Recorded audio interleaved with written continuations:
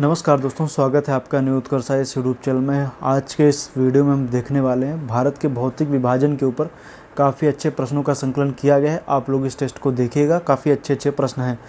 तो आइए देखते हैं। बाकी मैं बता दूं कि जो नेक्स्ट टेस्ट होगा वो होने वाला है भारत के उद्योगों के ऊपर। आप उद्योग वगैरह देख लीजिएगा, कौन से उद्योग हैं और कौन कौन से औद्योगिक क्षेत्रों के बारे में देख लीजिएगा। थोड़ा खनिज भी आप पढ़ लीजिएगा, क्योंकि दोनों का उद्योग और खनिज से रिलेटेड क्वेश्चन हम आपको देंगे। तो आप लोग उद्योग और खनिज एक साथ पढ़िएगा और उनसे रिलेटेड आपको क्वेश्चन मिलने वाले हैं। हो सकता है कल या परसों 2 दिन टेस्ट ना हो पाए, किसी कारणवश टेस्ट 2 दिन नहीं होगा, उसके आगे आने वाले समय फिर कंटिन्यू किया जाएगा।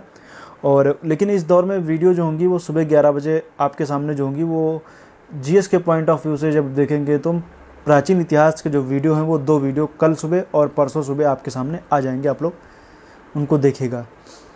तो आइए देखते हैं, क्वेश्चन नंबर 1 से शुरुआत करते हैं। आगे फिर टेस्ट कंटिन्यू किया जाएगा, लेकिन 2 दिन थोड़ा सा नहीं हो पाएगा। आइए देखते हैं, क्वेश्चन नंबर 1 से शुरुआत करते हैं। काफ़ी अच्छे क्वेश्चनों का संकलन किया गया है। पहला क्वेश्चन है, निकोबार द्वीप समूह की सबसे ऊंची चोटी माउंट धुलियार किस द्वीप पर स्थित है? बताइए।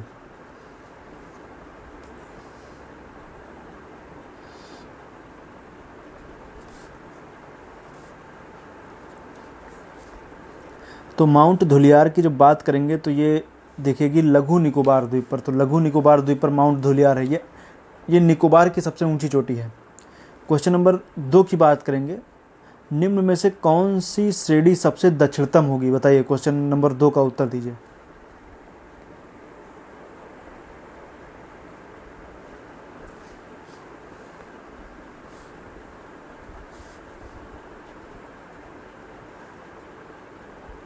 क्वेश्चन नंबर 2 में जब हम देखेंगे तो क्वेश्चन नंबर 2 का जो है वो ए सही हो जाएगा। इलायची की पहाड़ियाँ, इलायची कार्डमम हिल्स जो है वो सबसे दक्षिणतम होगी। इनमें से दिए हुए ऑप्शन के अनुसार इलायची की पहाड़ियाँ सबसे दक्षिणतम है। क्वेश्चन नंबर 3 की बात करेंगे। क्वेश्चन नंबर 3 कह रहा है, सैंडल पीक जो कि अंडमान निकोबार की सबसे ऊंची चोटी है किस द्वीप पर स्थित है? बताइए।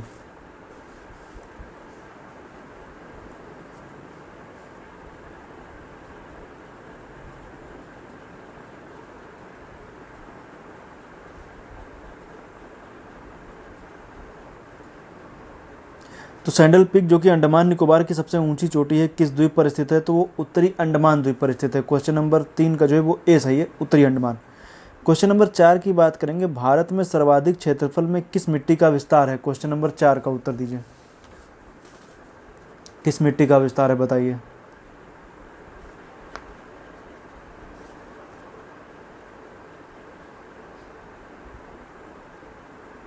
तो क्वेश्चन नंबर 4 का जो है वो बी सही हो जाएगा, जलोढ़। जलोढ़ मिट्टी जो है सबसे ज़्यादा विस्तार उसी का है। जलकले, जलोढ़ के बाद लाल, उसके बाद काली, फिर लेटराइट है। तो क्वेश्चन नंबर 5 का जो 4 का जो है वो बी सही हो जाएगा, जलोढ़। क्वेश्चन नंबर 5 की तरफ आएंगे, गुजरात के सबसे सबसे पश्चिमी छोर एवं अरुणाचल प्रदेश के सबसे पूर्वी छोर के मध्य लगभग कितने घंटे का अंतराल है?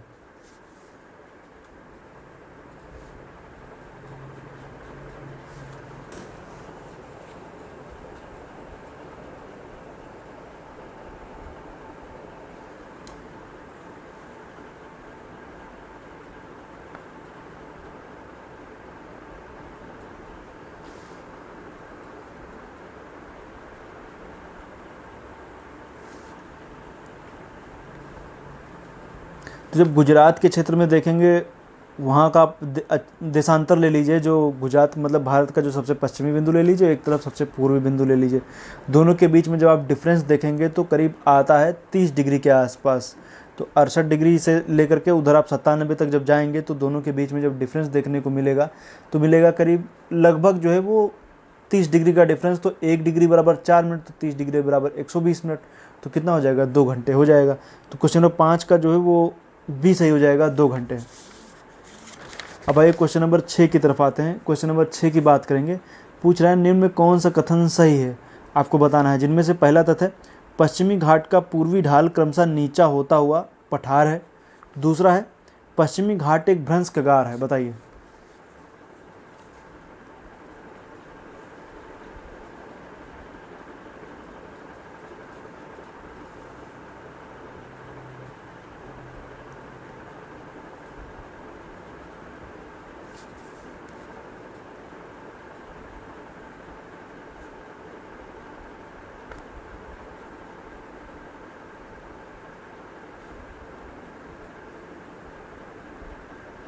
तो जब हम क्वेश्चन नंबर 6 की बात करेंगे, पश्चिमी घाट का पूर्वी ढाल, जब पूरब की तरफ जब आप देखेंगे पश्चिमी घाट के, तो क्रमशः नीचा हुआ होता पठार है, क्योंकि आप देखेंगे वो प्रायद्वीपीय पठार का हिस्सा है, तो पठार ही है। जब पश्चिमी घाट के पूरब की तरफ देखेंगे तो पठार है, पश्चिम की तरफ देखेंगे तो आपको मैदान दिखेंगे, फिर आपको अरब सागर दिख जाएगा। तो पहला तत्व सही है। दूसरा है पश्चिमी घाट एक भ्रंश कगार है, तो सही है कि वो भ्रंश कगार है, क्योंकि जाने अफ्रीका से टूटा हुआ था, भ्रंश कगार है। क्वेश्चन नंबर 6 का जो है वो सी सही है, पहला और दूसरा दोनों। क्वेश्चन नंबर 7 की तरफ आएंगे, मांडव पहाड़ियाँ किस राज्य में स्थित हैं, बताइए आप लोग।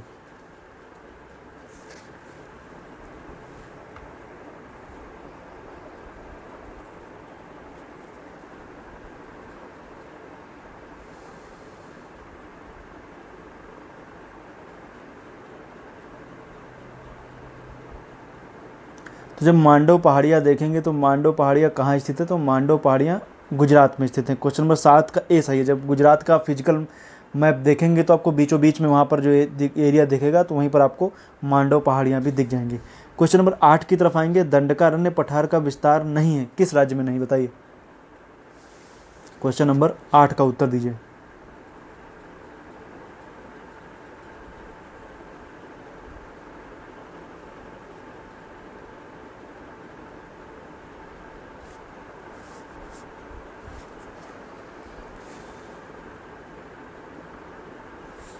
क्वेश्चन नंबर 8 का जो है वो आप जान रहे हैं, आंध्र प्रदेश, उड़ीसा, छत्तीसगढ़ में है, और ये कहाँ पे नहीं है, मध्य प्रदेश में नहीं। क्वेश्चन नंबर 8 का डी सही है। क्वेश्चन नंबर 9 की तरफ आएंगे, अरावली दक्कन पठार की उत्तर पश्चिमी सीमा बनाती है। दूसरा है तराई प्रदेश में वर्ष भर जल प्लावन रहता है। जल प्लावन मतलब बाढ़ बाढ़ वगैरह, जल भराव, बताइए।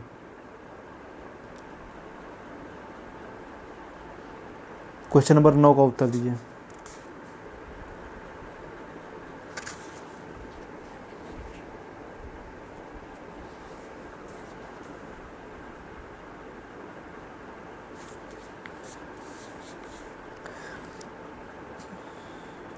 क्वेश्चन नंबर 9 की जब हम बात करेंगे तो हम देखेंगे कि अरावली दक्कन पठार की उत्तर पश्चिम सीमा बनाती है, तो सही है।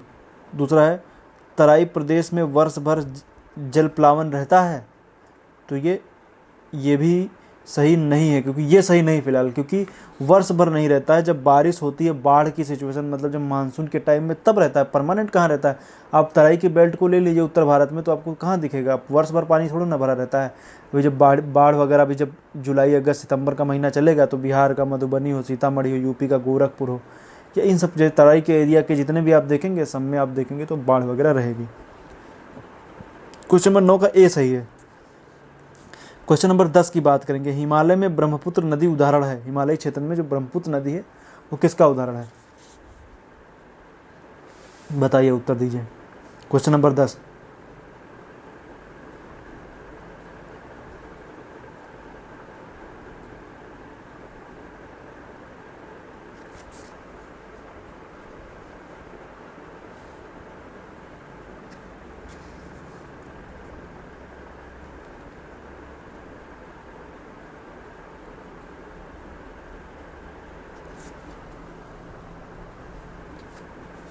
तो क्वेश्चन नंबर 10 का जो है वो डी सही हो जाएगा, पूर्ववर्ती नदी। मतलब जो नदियाँ हिमालय के बनने से पहले जो थी वो उसी दिशा में लगभग बह रही हैं, तो उनको हम बोलते हैं पूर्ववर्ती नदियाँ।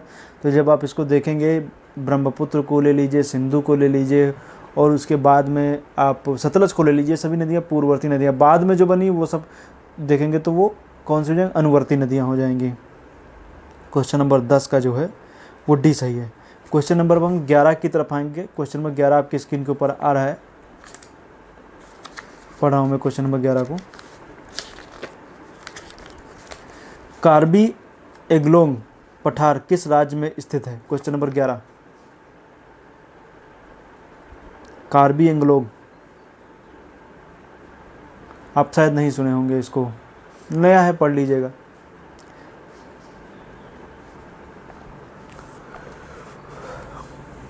बताइए आप लोग, कार्बी एंगलोंग।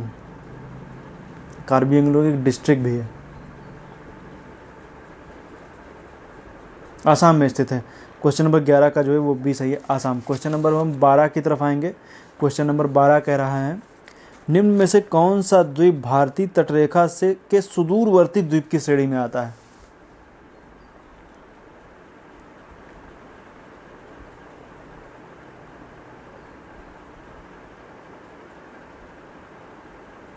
इसको थोड़ा दिमाग लगाइए, आपको हो जाएगा।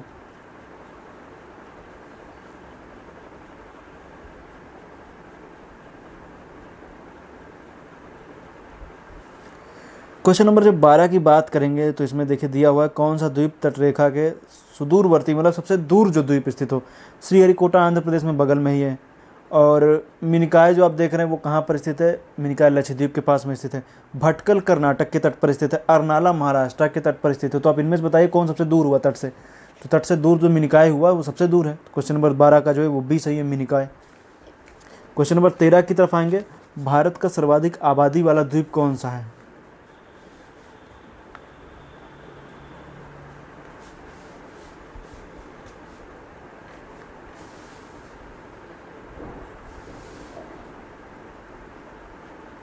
तो जब बात की जाएगी सर्वाधिक आबादी वाला जो द्वीप है, उत्तर दीजिए आप लोग, फिर मैं देता हूँ। सभी लोग दे दीजिए, फिर हम देखते हैं उत्तर। देखिए माजुली जो आप देखेंगे तो माजुली जो स्थित है वो ब्रह्मपुत्र नदी पर स्थित निक्षेप मूलक द्वीप का परिणाम है। वो निक्षेपों का जमा हो गया, आसपास मिट्टी वगैरह जमा दी गई तो उससे माजुली बना।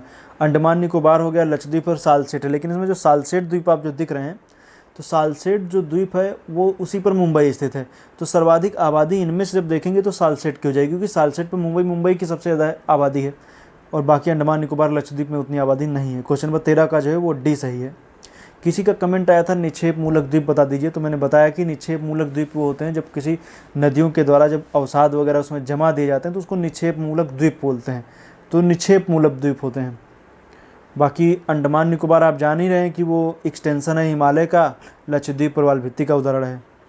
क्वेश्चन नंबर 14 की बात करते हैं, निम्न में से कौन भारत के पश्चिमी तट पर स्थित नहीं है।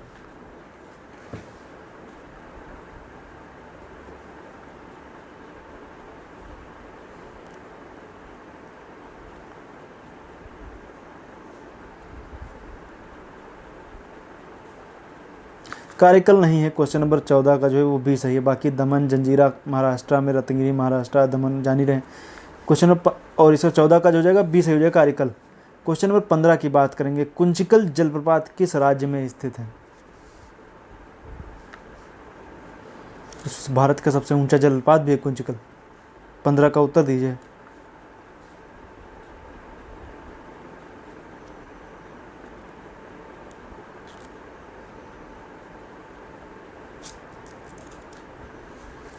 पंद्रह का डी सही है, कर्नाटका। कर्नाटका जो है वहीं पर ये कुंचिकल जलप्रपात स्थित है। क्वेश्चन नंबर 15 का जो है वो डी सही हो जाएगा। क्वेश्चन नंबर 16 की बात करेंगे, निम्न में कौन सुमेलित नहीं है। एक तरफ झील दिया गया, दूसरी तरफ राज्य दिया गया है, बताइए कौन सुमेलित नहीं है।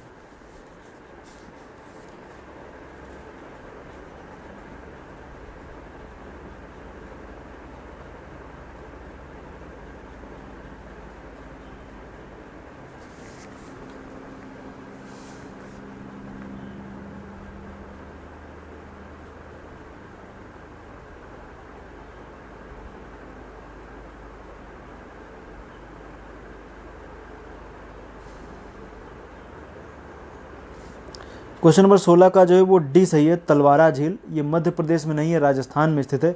बाकी सला झील अरुणाचल प्रदेश में है, हेफलॉन्ग झील आसाम में है, लोनार महाराष्ट्र में है, तलवारा झील राजस्थान में, मध्य प्रदेश में नहीं। क्वेश्चन 15 का डी सही हो जाएगा। 16 की बात करेंगे, बन्नी घास के मैदान किस राज्य में स्थित है। देखिए बन्नी की चरागाह क्षेत्र भी बोलते हैं, बताइए। ये भी आप शायद ना सुने हो।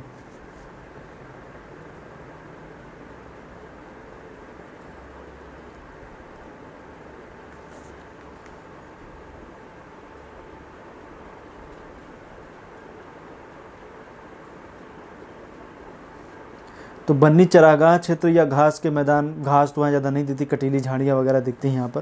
तो जो मैदान है बन्नी, ये गुजरात में स्थित है। 17 का जो है वो ए सही है, गुजरात।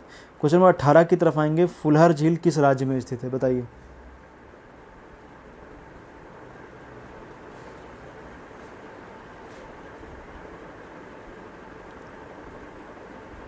सभी लोग उत्तर दीजिए, फुलहर झील।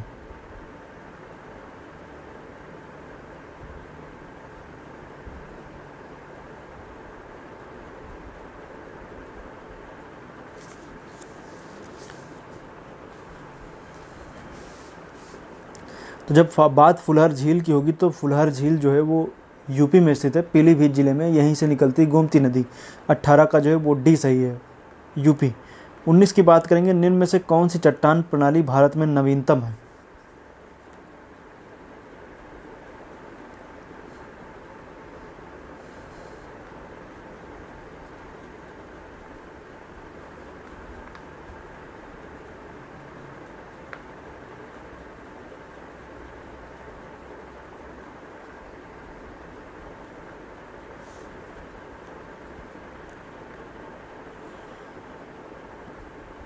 क्वेश्चन नंबर 19 का जो जाएगा डी सही हो जाएगा, गोंडवाना। अब आप सोचेंगे गोंडवाना कैसे सही है, तो इसका एक क्रम है, जान रहे हैं।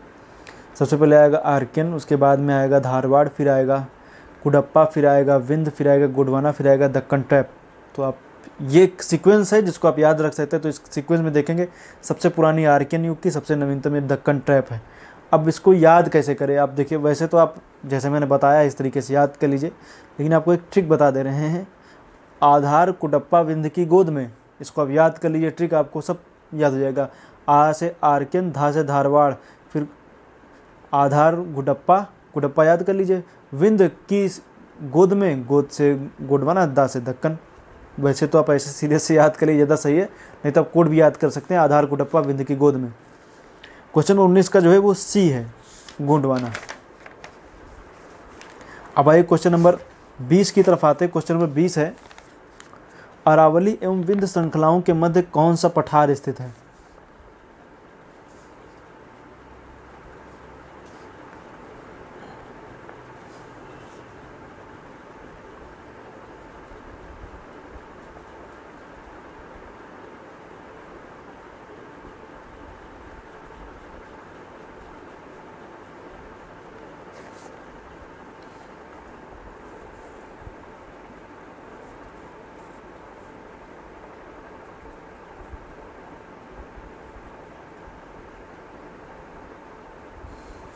क्वेश्चन नंबर 20 का जो है वो ए सही हो जाएगा, मालवा का पठार।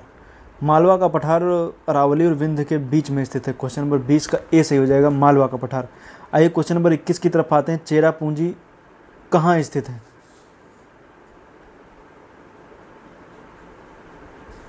चेरापूंजी कहाँ स्थित है? क्वेश्चन ये, चेरापूंजी कहाँ स्थित है, बताइए कहाँ।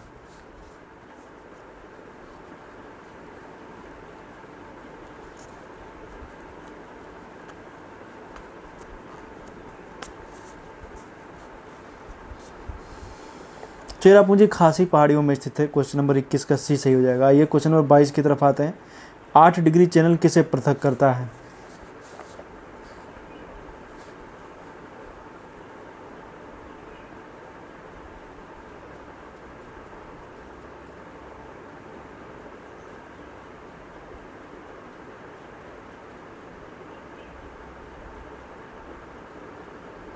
तो 8 डिग्री चैनल जो हो जाएगा भारत और मालदीव के बीच में है। क्वेश्चन नंबर 22 का जो है वो बी सही हो जाएगा, भारत मालदीव। क्वेश्चन नंबर 23 की तरफ आएंगे, अरब सागर में स्थित भारतीय द्वीपों की सर्वाधिक महत्वपूर्ण विशिष्टता क्या है? बताइए, फिर हम बताते हैं।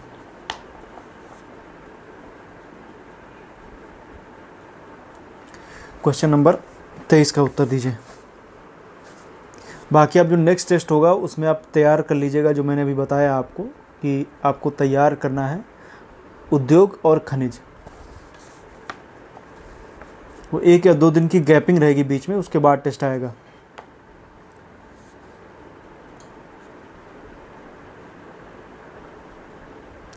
क्वेश्चन नंबर 23 का जो है वो बी सही हो जाएगा। ये सभी प्रवाल उद्गम है, मतलब प्रवाल भित्ति से बने हुए हैं। आप जान ही रहे हैं कि जितने भी अरब सागर के द्वीप दिखते हैं वो सब प्रवाल से बने हुए हैं। क्वेश्चन नंबर 23 का बी सही है। क्वेश्चन नंबर 24 की तरफ आएंगे, भारत का भौगोलिक मानचित्र कौन तैयार कराता है? ये तो कौन तैयार करता है?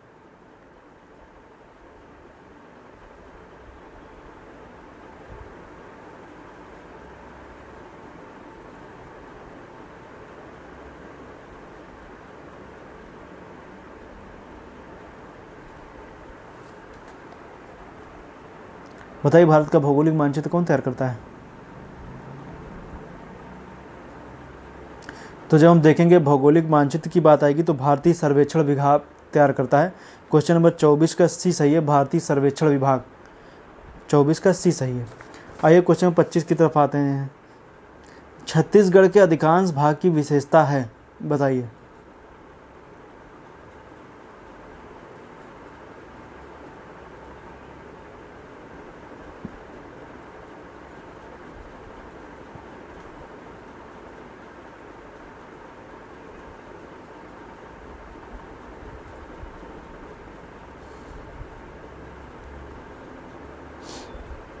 छत्तीसगढ़ के अधिकांश भाग की विशेषता लाल मिट्टी है। क्वेश्चन नंबर 25 का सी सही है।